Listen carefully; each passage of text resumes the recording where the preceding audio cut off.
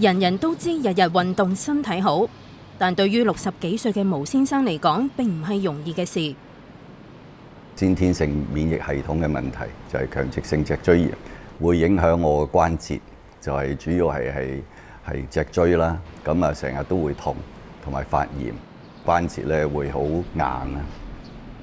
咁我又係睇緊耳鼻喉啦，睇緊風濕科啦、糖尿科啦，前嗰排係搞埋個泌尿科啦。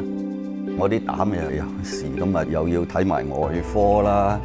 我嗰個關節啊有問題，撕裂咗，又多埋個骨科。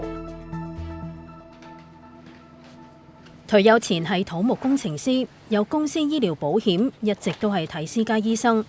直至近年退休，佢先開始同步喺公營同私營醫療機構跟進病情。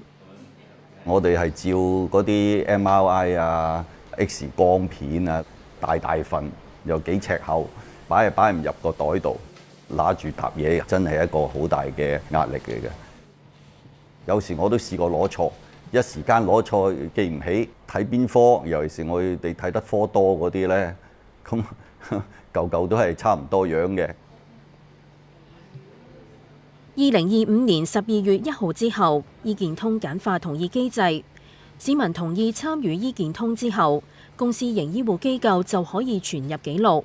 市民可以自行選擇授權指定醫護機構查看有關記錄。日後希望有更多醫護機構存入記錄到醫健通，實現全面同完整嘅電子健康記錄。市民可以透過醫健通流動應用程式掃描醫療機構展示嘅二維碼，給予互通同意。公營醫護機構同獲互通同意嘅私營醫護機構就可以互通閲覽醫療健康記錄。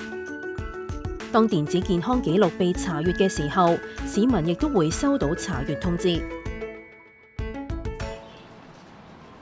透過醫健通嘅平台，我相信亦都係對於病人嚟講係一件好事嚟嘅，係會有幫助推動嗰個基層醫療健康嘅發展嘅。因為基層醫療唔係淨係醫生對個病人啊嘛，好多時候你會涉及到其他唔同嘅醫療專業人員啊，譬如話護士啦。嚟緊會有社區藥房啊、社區藥劑師，亦都會有譬如物理治療啦、職業治療啊。